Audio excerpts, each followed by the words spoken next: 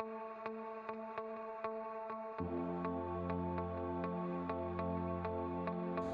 my name is Braden Hudd, and from the preview video that you saw, I'm interested in a history degree. We're actually here in one of the classrooms at University Hall, which is the primary location for the College of Liberal Arts, which is what a degree in history falls under. So you guys might be wondering, what exactly is a history degree? Well, it's kind of what it sounds like.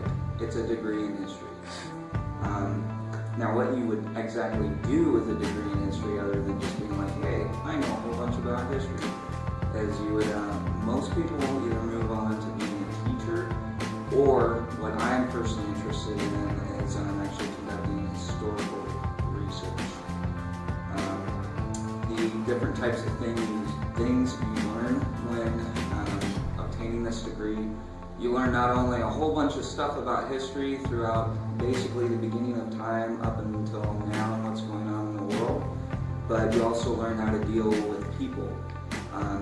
This is important, knowing how to deal with people, because you're probably not going to be a real great teacher or be able to conduct very legitimate historical research if you're not good with dealing with different types of people, especially if you have to travel around the world.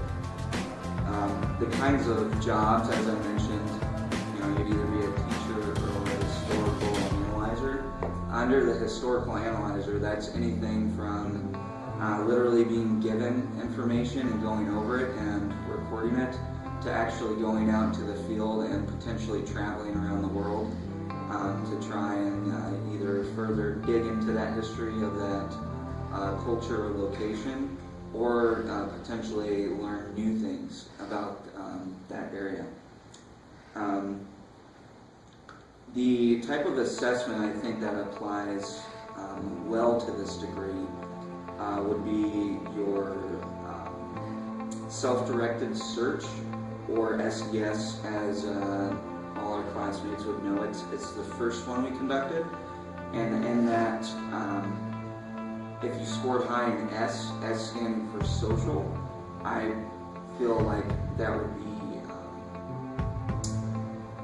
obtaining that degree in history would be one of your best choices, being a social person like myself. Now, why this is exactly kind of how it sounds, and as I explained before, you need to be pretty confident socially and be able to communicate well with others, whether it's teaching or going out and learning more about history, historical analysis. The different kinds of required courses for this degree. There's no quantitative reasoning courses required for this degree. There's several that I'm going to read off to you here that are science classes that are required for me personally. One being natural science, along with the lab that goes with that, aesthetic awareness, gender issues, other cultures, racial and ethnic diversity, social ethics, individual and society, and global perspective being the final science class. For foreign language, you don't necessarily have to learn another language, you just have to be proficient at the level 4 in one language. For free electives, it's 31 to 33 credit hours, and your CODO requirements, if you want, CODO standing for change of degree, there's several here that I'll read off to you here. You have to have 2 copies of your change of degree object form. 1 for CLA and 1 is required to the registrar. CODO papers must be signed by yourself and an advisor from your previous school prior to arrival. You should have your intended major's plan of study with completed courses marked with a grade. You should have your CLA core sheet with completed courses marked and graded. After completing the quiz through the Liberal Arts page, bring all documents to the CLA advising office and BNRG, or BEARING, as some would know it, 1114, to be signed into the College of Liberal Arts. And that's it for your CODO requirements. So why exactly would you want a degree in history? Well, for me personally, I've always been kind of a history geek. mainly like in World War II, stuff like that. You hear a lot of stories about some of our service members that go missing in action or have been lost and haven't returned home to their families. And I had the unique opportunity when I was stationed in Europe to potentially bring in 4 air crew from a B-26 that went down in the Battle of the Bulge. And being a service member myself, I think it would be that much more of a special opportunity to get to bring home either one of my brothers or one of my sisters who went missing in action. So that's one reason, and my main reason why I'm choosing a historical degree. My name is Damar Sobertian, and my major is psychological science. And the school that it is in is human health sciences. So a description of psychology, it is the behavioral and mental process of an individual. So what do you learn in psychology, you say? Well, in psychology, it really depends on what area you study in psychology. There's so many branches of psychology that you can study any area. But if you study like behavioral neuroscience, you deal with more of the brain function, which is just how the brain relates to like how you act, like with your mental capacity and all that stuff. It's all with the brain, with behavioral neuroscience. Jobs that you do in psychology with the bachelor's in psychology, you can be a teacher, a social worker. You can even work as a case management, or you can even do marketing. It varies in a way. Like bachelor's in psychology, like you don't really have a lot of job opportunities. So most people tend to go like to master the PhD level for psychology. For plan of study for psychology, there's a lot. It just depends which one you choose. But mine is just for psychological science. And for quantitative reasoning, you have to take Math 153 or higher. And for a science course, it doesn't really tell you which science course you should take, but on the paper it gives you a list of different science courses you can take. You have to take up to 9 credits of any of those science courses. And some of those science courses have to do with labs, so you have to take a lab with them.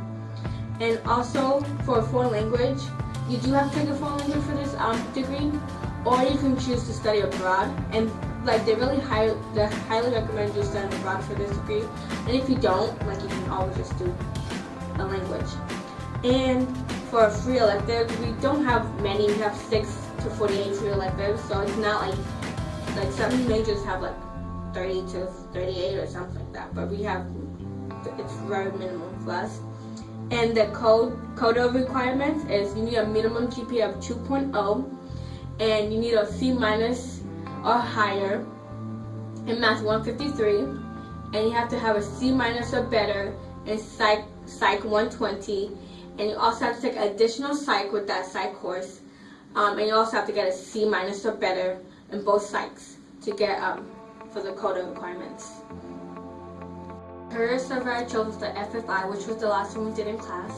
And the reason why I chose the FFI was because for that it stood out to me because one particular letter, which was neuroticism, and people who have a low scoring neuroticism deal with the jobs, deal with the people, like the jobs are related with people. And for psychology, you deal with a lot of people. So I chose that because they both relate in a way, and I also scored a low score for my neuroticism. But I want to do psychological science because I really want to learn how people deal with certain situations and why they behave the way they behave, and how the behaviors are different between different people in the same family members, because not everybody in the same family have the same type of way they react. It may be similar, but they all do their own things. So I want to know why, how, and what made them begin to adapt to this lifestyle that they chose. And also to do research. And psychology has to do with a lot of researching, and that's one of my strongest aspects. So I just want to deal with how the mind works in different situations, and from like adolescence old age, or even from when you're a little baby, how you see the world and how you adapt to it. Because people have different ways of adapting to the world and how they view the world and how they deal with certain situations. Similarities for his history and my psychological science is that we both have to take 153, but mine can go higher and he just has to take 153. And there are some differences, unfortunately. Many differences. Basically, the differences we have is Dami here has to take a whole bunch of psychology type of classes, whereas I take a whole bunch of history. Which makes sense. I'm a psychological major and he's a history major.